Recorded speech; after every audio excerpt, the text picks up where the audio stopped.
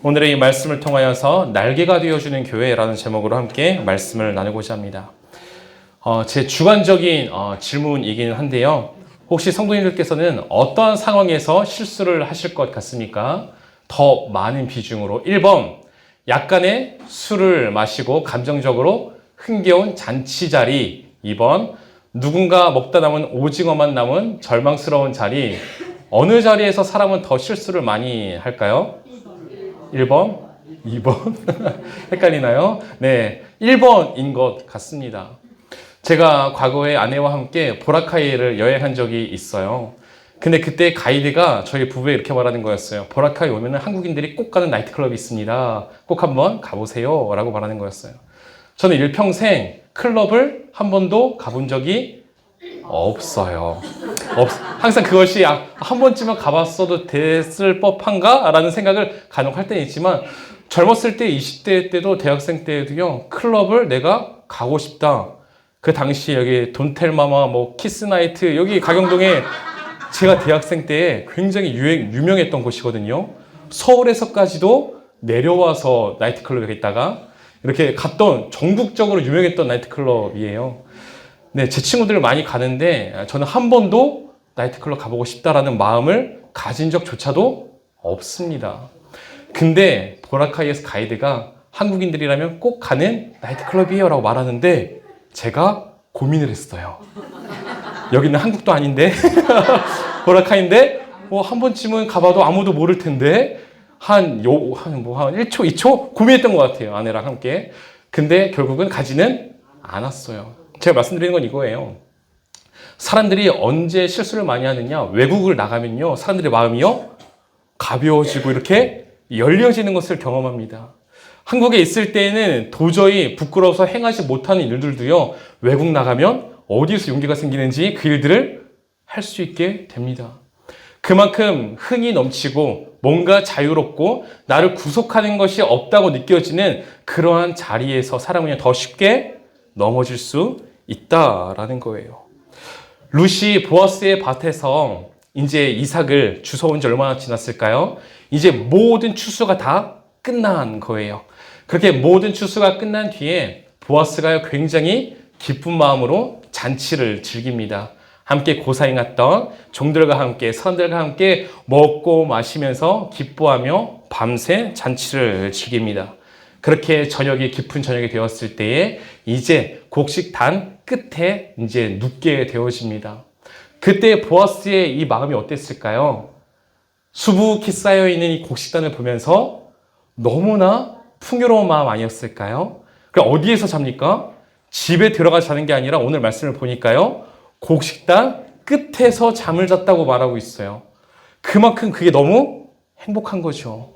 이 곡식들, 내가 힘들게 어렵게 고생해서 쌓아놓은 이 곡식들을 바라보며 얼마나 마음이 풍요로웠겠습니까? 근데 그때 어떤 일이 벌어집니까? 우리 7절 말씀 읽어보겠습니다. 7절입니다. 시작. 보아스가 먹고 마시고 마음이 즐거워가서 곡식단 더미의 끝에 놓는지라 룻이 가만히 그의 발치 이불을 들고 거기에 누웠더라. 아멘. 보아스가 이렇게 곤히 잠들었어요. 근데 룻이요? 뭐예요? 보아스가 자고 있는 그 이불 틈으로 삐집고 들어가 버린 것입니다. 그렇게 시간이 흘렀습니다. 몇 시간이고 시간이 흘렀어요. 그런 뒤에 나중에 보아스가 내 곁에 어떤 낯선 년이 있음을 깨닫게 됩니다. 과연 어떠한 마음이었을까요? 한밤중에 모든 것이 만족스럽고 굉장히 은밀한 것입니다. 한밤중이라는 것은 은밀함을 표현하는 거예요. 내가 여기에서 어떠한 허튼 행동을 하더라도 그것을 아무도 알지 못합니다.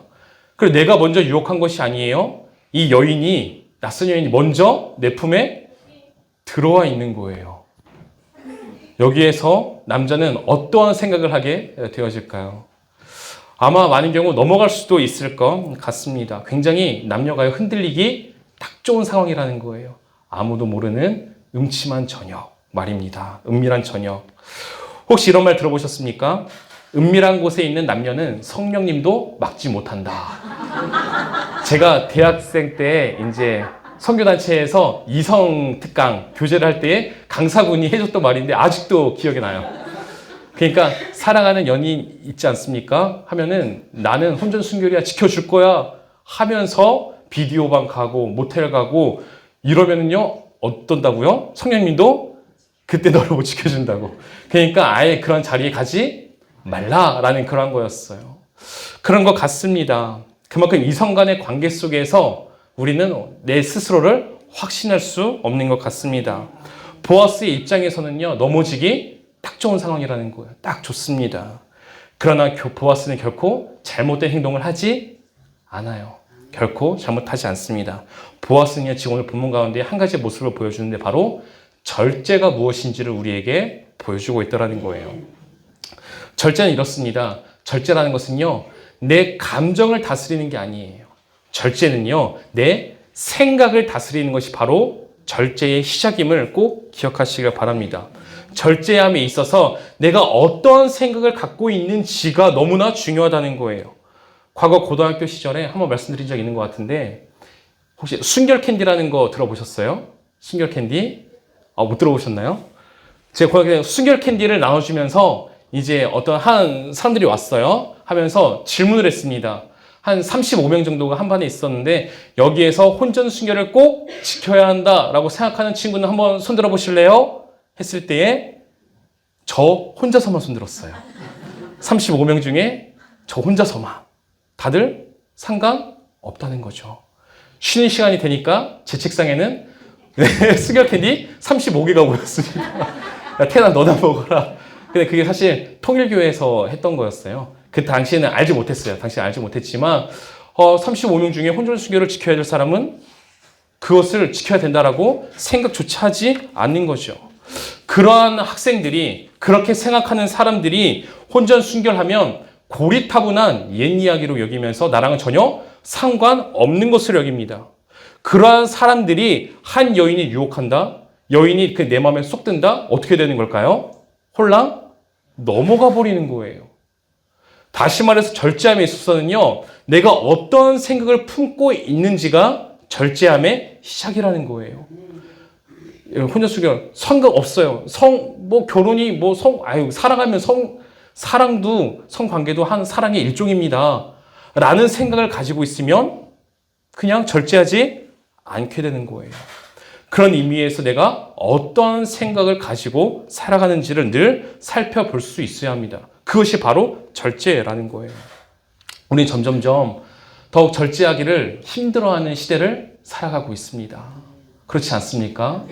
먹는 것도 절제하기 힘들고 성적인 것도 절제하기 힘들고 너무 많은 것들이 풍요롭고 기준들이 모호해지면서 절제가 없어지는 시대를 살고 있어요.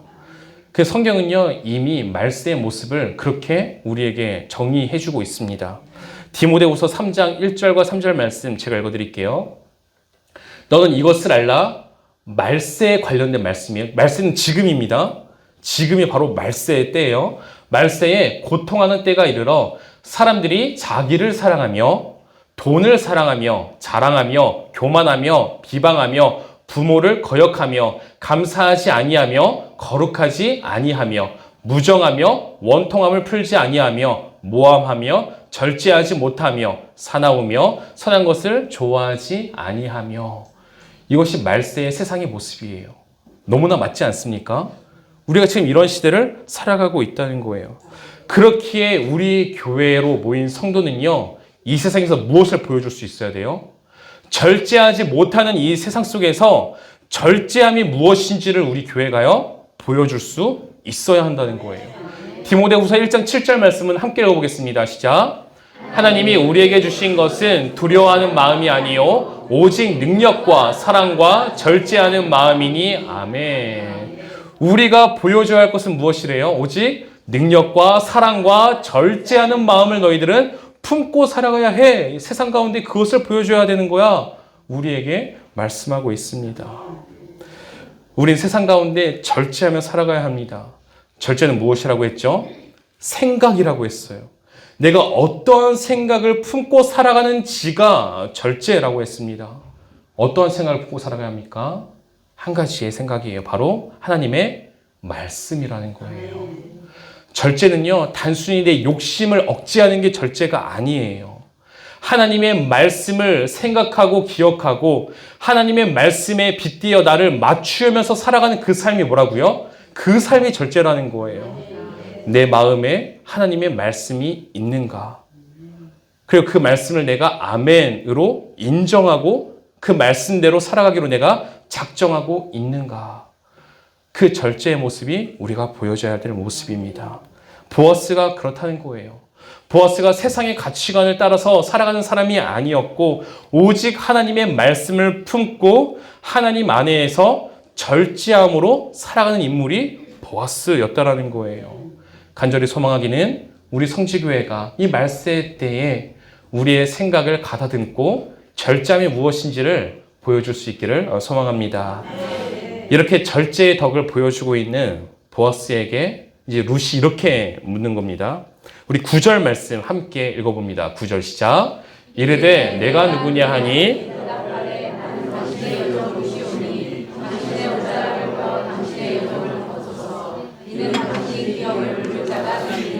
아멘. 이렇게 말하는 거예요. 네가 누구냐? 라고 말하니까 나는 룻입니다. 알죠? 룻입니다. 하면서 요청하는 게 있어요. 당신의 옷자락을 펴 당신의 여종을 덮으소서라고 하니까 이것을 가지고서 이제 19금으로 해석하는 학자들도 있습니다. 옷자락이 뭐예요? 보아스의 이제 옷인 거죠. 자신의 옷으로 이렇게 안고 뭐 이런 것을 말하는 학자들도 있어요. 근데 원어로 보면 우리가 이 본문을 조금 더 자세히 이해할 수가 있는데요. 여기서 옷자락이라고 번역된 단어는요. 카나프입니다. 카나프. 그리고 룻기 본문에서 카나프가요. 이러한 말로 쓰입니다. 날개라는 말로 쓰여요. 날개.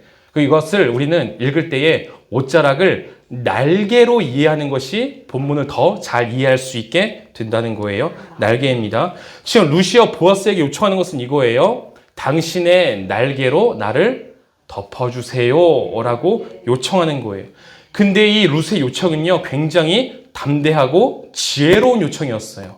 우리가 그 본문의 배경을 알아야 되는데 우리 2장 12절 말씀 우리 함께 나눴던 말씀이거든요. 예전에 한 번 더 읽어보겠습니다. 2장 12절 말씀 시작.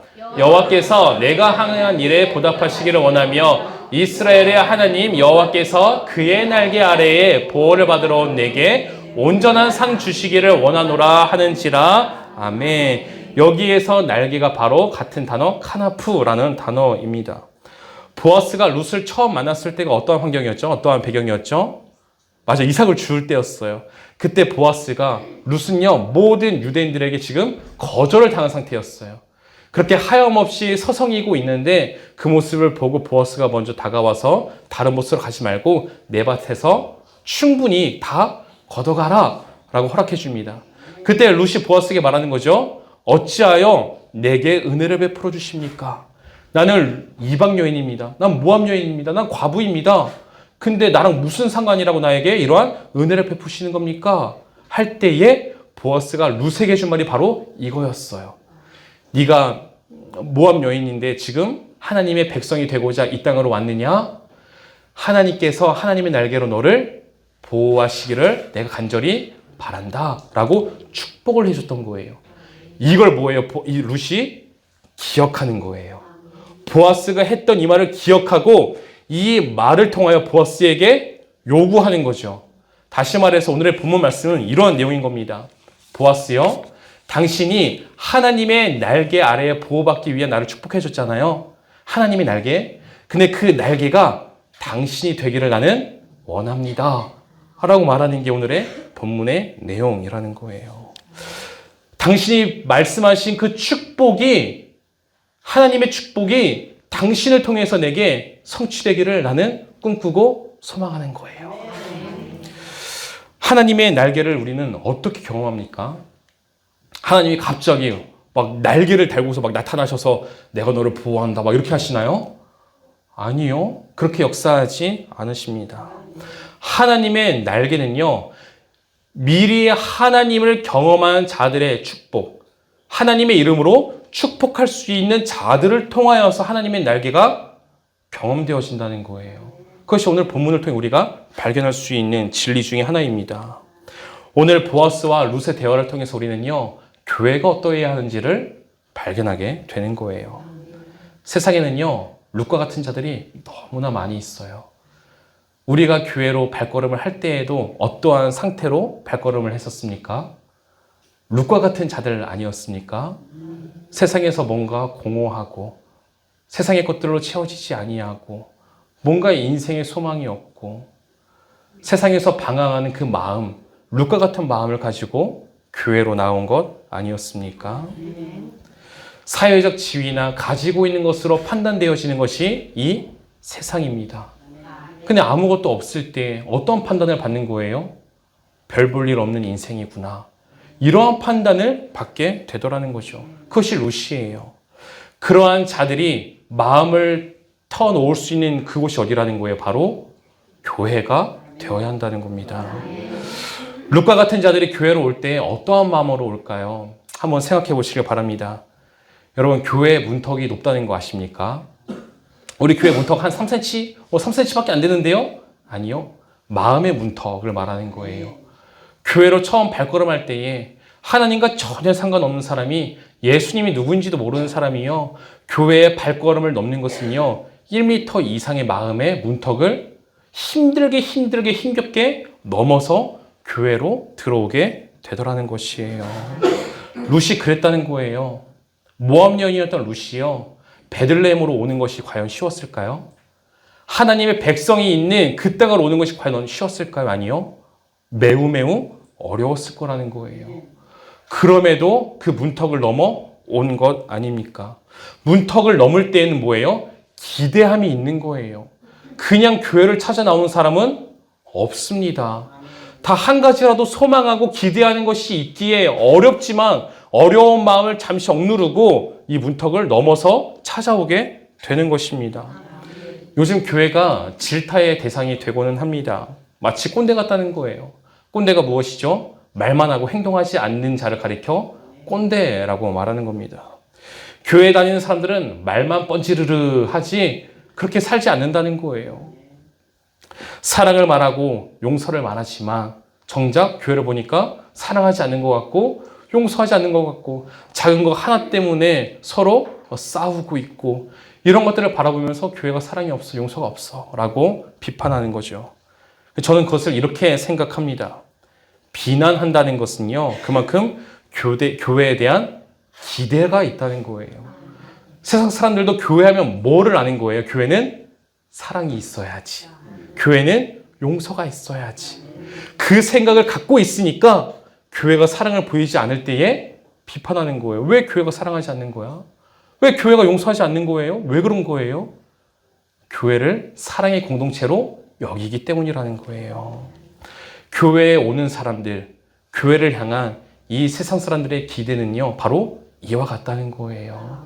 세상에서 보여줄 수 없는 그 사랑을 나도 예수님은 아는데 예수님은 사랑이라 하시는데 그 예수님의 사랑을 교회를 통하여 발견하고 싶어 한다는 거예요. 그 마음을 갖고 교회 문턱을 넘더라는 것이죠. 우리 사랑하는 손재가족 여러분, 교회는요, 말로만 떠드는 집단이 아닙니다. 삶으로 보여주는 공동체가 교회입니다. 지금 오늘 본문은 이것인 거예요. 룻의 이 고백은요, 교회를 향하여서 이렇게 고백하는 거예요. 교회여, 당신들의 날개로 우리와 같은 자들을 덮어주세요. 내가 볼품없다, 사람들은 나를 다 무시하고 있는데, 과부라고 가진 것이 없다고 나를 다 업신여기고 있는데, 이런 세상에서 난 아무런 소망도 품을 수 없는데 당신들의 날개로 나를 품어주세요. 이것이 룻이 지금의 교회를 향한 이 고백이더라는 거예요. 우린 이런 요구 앞에 어떻게 해요? 교회는요, 반응할 수 있어야 되는 거예요. 그게 교회가 있는 존재의 목적 아닙니까? 반응할 수 있어야죠. 이 세상에 힘겹게 교회 문턱을 넘은 자들에게 우리는 하나님의 날개가 되어줄 수 있어야 합니다. 하나님께서 말씀하시는 거예요. 내 날개가 되어서 그들을 품어줄 수 있겠니? 우리 성지교회에게 지금 부탁하고 계십니다. 그렇다면 교회가 어떻게 하는 것이 이 세상의 룻과 같은 자들에게 날개가 되어주는 그런 삶이 되는 걸까요? 우리 9절 말씀을 다시 한번 읽기를 원하는데요. 9절 말씀입니다. 시작. 이르되 내가 누구냐 하니 대답하되 나는 당신이 여종 루시오니 당신의 옷자락을 펴 당신의 여정을 덮으소서 이는 당신이 기업을 물을 자가 됨이니이다 하니 아멘. 네, 중요한 건 이거예요. 당신이 기업을 물을 자가 됨이니이다 라는 거예요. 날개가 되어주는 것, 당신 내게 날개가 되어주세요라고 말했잖아요. 어떻게 날개가 되어주는 거라고요? 기업을 물어주는 것이 날개가 되어주는 겁니다 라고 지금 설명을 하고 있는 거예요. 그렇게 우리가 기업을 물는 것이 무엇인지를 알아야겠죠. 기업 물음이라는 것은 이거예요. 율법에도 명시되어 있는 것인데 내 친척 중에, 가족 중에, 먼 친척도 상관없어요. 가족 중에, 친척 중에 이제 빚을 내어서 빚 때문에 노예가 된 사람들이 있습니다. 또는 땅을 전당으로 잡아가지고 땅이 다른 사람 소유에게 넘어간 사람들이 있어요. 지금 그 노예가 자유인이 되기 위해서 뭐가 필요할까요? 돈이 필요한 거예요. 대신 빚을 갚아주고 자유인이 되게 하는 거예요. 내가 저당 잡힌 땅이 있어요. 그 땅을 다시 원 주인에게 돌려주기 위해선 마찬가지로 그 빚을 대신 갚아줘야 되는 거예요. 기업 물음이라는 것은 바로 이것을 가리키는 거예요. 다시 말해서 빚을 대신 갚아주는 거예요. 그 빚을 감당할 수 없는 자의 빚을 감당해 주는 것, 그업이 기업 물음인데 그 기업 물러주는 것이 바로 뭐라고요? 날개로 덮어주는 것이 된다는 거예요. 여러분, 기업을 물러준다는 게 쉬울까요? 어려울까요? 어려운 거예요. 사실 이거 쉬운 게 아니에요. 지금 루시오 우리에게 요구하는 것이 쉬운 요구이 아니에요? 어려운 요구인 거예요. 지금 세상이 교회를 비난하며 교회에게 요구하는 것들이 있어요. 우리가 그것대로 살아가는 것이 쉬운가요? 어려운가요? 쉬우면 교회가 다 그렇게 살고 있겠죠. 어려워요. 사실은 어려운 것들이에요. 그럼에도 뭐예요? 우리는 그렇게 할 수 있어야 한다는 거예요. 어려움에도 불구하고 우리는 기업을 물러줄 수 있어야만 합니다. 이 기업 물음에 있어서 필수적으로 따르는 것이 한 가지가 있어요. 바로 그것이 자기 희생인 거예요. 헌신, 자기 희생. 나의 것을 포기하여야지만 그것들을 가능케 되어지는 것입니다. 자기 희생 말입니다. 다시 말해서 지금 교회가 이 땅 가운데 가장 보여줄 수 있는 것은 뭐라고요? 자기 희생인 거라고요. 자기를 희생하지 않고 무언가를 쌓고자 한다? 그런 교회는 하나님의 날개로서의 역할을 감당할 수 없게 되는 겁니다. 나의 것을 포기하고 나의 것을 내려놓고 나의 것으로 다른 누군가의 것들을 채워줄 때에 자기의 희생이 있을 때 우리는 하나님의 날개로서의 역할을 감당할 수 있게 된다는 거예요. 보아스는 어떻게 반응할까요? 13절 말씀 하반절 읽어봅니다. 시작. 여호와께서 살아계심을 두고 맹세하노니 내가 기업 물을 자의 책임을 내게 이행하리라. 아침까지 누워있을지니라 하는지나. 아멘. 뭐예요? 내가 기업 물러줄게 말하는 거예요. 지금 이 룻과 나오미에게 속한 그 빚이 얼마인지 묻지도 않아요. 묻지도 않고 얼마 정도 되니 나 좀 계산 좀 해보고 다른 사람과 함께 이렇게 말하지도 않아요. 그냥 내가 기업 물러줄게 하고 약속을 하는 거예요. 참 보아스와 같은 교회가 된다면 얼마나 하나님이 기뻐하시고 아름다운 교회가 될까요? 보아스도 쉽게 이렇게 한 것은 아닐 겁니다. 아까 말하였죠? 보아스가 어디에서 자고 있었다고요? 곡식더미에서 자고 있었다고요? 뭐예요? 자신의 것을 귀히 여기고 그것들을 보면서 만족해하고 했던 사람이 보아스였다는 거예요. 그러니까 집 안 가고 곡식더미에 있는 거죠. 그랬던 사람이 그럼에도 불구하고 뭐예요? 기업을 물러주겠다라고 말하더라는 거예요. 나의 것을 내어줄게 너에게 라고 말이죠. 혹시 코이노니아라는 말 들어보셨습니까? 코이노니아? 코이노니아는 교제, 사귐이라는 뜻을 갖고 있는 헬라어예요. 교제, 사귐. 그냥 단순히 먹고 마시는 교제, 사귐을 말하는 것이 코이노니아가 아닙니다. 초대교회 성도들이 보여줬었던 그 사귐이 코이노니아였다는 거예요. 초대교회 성도들이 보였던 사귐이 과연 어떠한 사귐입니까? 우리가 잘 알고 있는 거죠.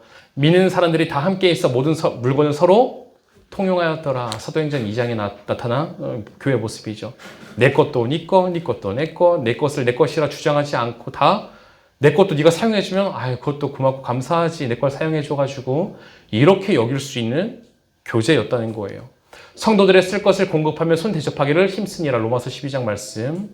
성도들의 쓸 것이, 특히 이건 부자들에게 하신 말씀이거든요. 있는 자들에게. 로마서 12장의 말씀은요. 있는 자들은 쓸 것이 있다. 교회에 성도들에게 필요한 것이 있다 하면요. 어떻게 했대요? 채우고 대접하는 것을 힘썼다는 거예요. 힘썼다는 거. 힘써서 대접해 주기를 기뻐했다는 거예요. 디모데전서 6장 18절 말씀 아낌없이 구제하였다라는 거예요. 여기서 구제는요. 헬라 그리스도인들이 유대 그리스도인들에게 구제한 것을 설명하는 거예요. 당시에 이 유대계 그리스도인들이 헬라계 그리스도인들을 얼마나 정말로 꼴사납게 생각했는지 아시나요? 하나님도 잘 모르는 것들이 말이야. 우리는 아브라함의 후손인데 막 거슬먹으면서 나는 할례도 받았는데 할례도 받지 않은 것들이 말이야. 나는 어릴 적부터 모세오경을 달달달 외우고 있고 나 어릴 적부터 이렇게 신앙 교육을 받고 살았는데 그것도 아무것도 모르는 이 헬라 이 그리스도인들이 말이야 하면서 조금은 무시하는 경향이 있었어요. 그러면 헬라 그리스도인들은 어떻게 했다고요? 예루살렘 교회에 기근과 먹을 것이 없게 되어질 때에 다 이렇게 헌금을 모아서 용보를 보내줍니다. 필요를 채워주더라는 거예요. 이것이 초대교회 모습이라는 거죠. 유대 성도들을 돕기 위해 헬라 성도들이 헌금한 이것도 마찬가지예요. 그래서 이 헌금이라는 거 있잖아요. 여기서 헌금, 이제 말했듯이 이제 연보라는 단어로 성경에 나와 있는데 그 단어가 바로 코이노니아입니다. 헬라어로 보면요. 코이노니아. 사귐이 어떤 사귐이라는 거예요? 실제적으로 그들의 필요한 것을 내가 나의 것을 포기하고 희생해서 채워주는 그런 사귐과 교제가 있었다는 거예요. 이것이 바로 하나님의 날개로서 교회가 감당해야 할 일이라는 것입니다. 이사야 49장 7절에서 그렇게 말하는 겁니다. 우리 한번 읽어보겠습니다. 시작. 이스라엘의 구속자, 이스라엘의 거룩한 자이신 여호와께서 사람에게 멸시를 당하는 자, 백성에게 미움을 받는 자, 관원들에게 종이 된 자에게 이같이 이르시되 왕들이 보고 일어서며 고관들이 경배하리니 이는 이스라엘의 거룩하시니 시실하신 여호와 그가 너를 택하였습니다. 아멘. 뭐예요? 이스라엘의 구속자일 때 구속자가 바로 고엘이라는 단어인데 기업 물을 자가요. 원어로 보면 고엘이에요. 다시 말해서 하나님을 말하는 거죠. 하나님께서 어떻게 하셨다는 거예요? 우리의 기업 물을 자가 되어주신다라고 지금 이사야 49장에서는 말하고 있는 거예요. 고엘, 기업 물을 자. 우리가 어떻게 이 세상의 고엘, 기업 물을 자가 될 수 있습니까? 방법은 한 가지예요. 하나님께서 우리의 고엘이 되어주셨기 때문에 우리 또한 누군가의 기업을 물어줄 수 있는 사람이 된다는 거예요. 하나님께서 보아스의 기업을 물은 자가 되어주셨기에 보아스가 룻의 기업을 물어주고 있는 거예요. 내가 믿습니까? 하나님이 내 기업을 물으셨다고. 기업 물으면 뭐라고요? 빛을 대신 갚아주는 거라고 했잖아요. 죽음의 권세의 빛인 죽음입니다. 죄의 싹슨 죽음이에요. 그 죽음의 빛을 하나님께서 예수 그리스도를 통하여 우리를 대신하여 갚아주셨다는 거예요. 그렇게 너를 택하였습니다. 우리를 택하여 하나님의 백성으로 삼아주셨다는 거예요. 하나님의 우리의 기업을 상속하는 상속자가 되어주십니다. 그것을 내가 진정으로 믿는 자라면 보아스와 같이 룻과 같은 자들의 기업을 물을 자가 되어줄 수 있어야 한다는 거예요. 교회는 어떠한 공동체입니까? 이것을 확실히 믿고 믿음으로 고백하는 그런 자들이 모인 공동체가 교회 아닙니까? 그때 우리 또한 하나님께 받은 이 사랑을 보여줄 수 있는 것은 마땅한 것입니다. 뜻이 하늘에서 이루어진 것 같이 땅에서도 이루어지이다. 하나님의 뜻이 무엇입니까? 바로 이것이죠. 이것이에요. 어떻게 하나님의 뜻이 땅 가운데 이루어집니까? 바로 하나님을 아는 우리 교회를 통해서 하나님의 거룩하신 뜻이 이루어지고 성취되는 것입니다. 간절히 소망하기는 우리 성지교회가 기업을 물을 수 있는 그 자의 모습을 보여줄 수 있는 공동체, 그리하여서 내 뜻을 이 땅 가운데 너희들이 잘 성취했구나라고 하나님께서 칭찬하실 만한 그런 교회가 되어지기를 간절히 소망합니다. 한 가지 실화를 말씀드리며 말씀을 마치겠습니다. 직장에서 전도하는 훈련을 잘 받고 있었던 한 집사님이 계셨습니다. 근데 그 직장에 회식이 있었던 거예요. 이 집사님은요, 하나님께 약속을 했대요. 내가 술을 마시지 않겠습니다. 내 양심에 따라 술을 마시지 않겠습니다. 하나님 앞에 기도하면서 그렇게 마음을 다지셨답니다. 근데 이 회식 자리에서 직장 상사가 술을 권유하는 거죠. 거부했다고 합니다. 저는 제 신념에 따라 마시지 않겠습니다. 거부하는데 계속 권유하는 거예요. 계속 거부합니다. 이 직장 상사가 뿔이 난 거예요. 그 자리에서, 사람들이 많은 자리에서 집사님의 싸대기를 때려버립니다. 탁 싸대기를 맞고 나서 이 집사님 어땠을까요? 내가 주님을 위해서 내 신념을 지키다 맞았으니 오른뺨도 대면서 여기도 때리십시오. 이랬을까요? 그 자리에서 그렇게 행동할 수 있는 사람이 있을까요? 없겠죠. 없을 거예요. 집사님 너무 화가 났대요. 그래서 그 자리에 그냥 나왔다고 합니다. 나와서 그냥 무단 결근을 했대요. 회사에 가는 것도 뭔가 부끄럽고 그 상사 꼴도 보기 싫고 막 며칠간 무단 결근하면서 화가 나고 그 화가 가라앉지 않아서 고민하는 중에 내가 그냥 사표 써야겠다. 더 이상 이 직장 못 다니겠다. 하고서 사표를 품고서 마지막으로 산에 올라 기도를 하셨다고 합니다. 기도하는 중에 근데 예수님께서 하나의 마음을 주셨대요. 너는 겨우 뺨 한 대 맞은 것 같고 그러는 거냐? 라는 그런 마음의 음성을 주셨대요. 그것 갖고 그렇게 분하고 그거 가지고 그렇게 억울하냐? 나는 모든 이들의 멸시와 천대를 모든 고난을 받고 너를 위해 십자가도 지었는데 그것도 너는 못 참는 거냐? 라는 그런 마음을 주시더래요. 그 마음이 딱 주어지는 순간 그렇지. 예수님을 보니까 어떻게 되는 거예요? 날 위해서 그 길을 먼저 걸어가신 기업을 물으신 예수님의 모습을 보니까 다시 한번 자기의 싸대기를 때렸던 직장 상사를요 품을 수 있게 되더라는 거예요. 그렇게 다음날 바로 회사를 갔다고 합니다. 근데 회사가 난리가 났었대요. 이제 사람들 앞에서 어찌됐든 간에 이제 이렇게 한 거잖아요. 하니까 이제 거기는 징계위원회가 열렸다고 합니다. 근데 징계위원회가 열리고서 어떠한 징계를 줄 것인가 막 회의가 되고 있고 막 이런 일이 있었는데 그때 이 지사님께서 회사 측에 이렇게 말했대요. 내가 우리 직장 상사님을 내가 용서합니다. 그렇게 징계 안 해주셔도 됩니다. 괜찮습니다. 맞은 사람이 그렇게 얘기하니까 결국 그 징계가 없어졌다고 합니다. 그 결과 직장 상사가 어떻게 되었을까요? 이 집사님 때문에 예수님의 사랑을 알고 용서를 알고 예수님을 믿고 그 누구보다 직장에서 전도하는 크리스찬이 되었다라는 그러한 간증을 들었습니다. 바로 이것이라는 거예요. 어떻게 이렇게 용서하고 사랑이라는 것을 세상에 보여줄 수 있습니까? 방법은 하나밖에 없어요. 우리의 기업을 물러주시기 위해서 룻과 같은 나를 하나님의 백성으로 하나님의 날개로 안아주시기 위해서 예수 그리스도께서 어떠한 대가를 감당하셨는지 그것을 바라볼 때에 우리 교회는 그 사랑과 용서를 베풀 수 있는 공동체가 될 것이라는 거예요. 간절히 소망 이것입니다. 누군가 나를 덮어줄 수 있을까? 누가 내 수치를 안아줄 수 있을까? 요구하고 있는 이 시대 속에 내가 너를 덮었듯이 너희도 그들을 덮기를 바란다. 말씀하시는 하나님의 이 메시지가 우리에게 울림이 되어 하나님의 마음을 예수 그리스도의 마음을 헤아림으로 우리가 그 날개가 되어주는 공동체가 되기를 주님의 이름으로 축원합니다.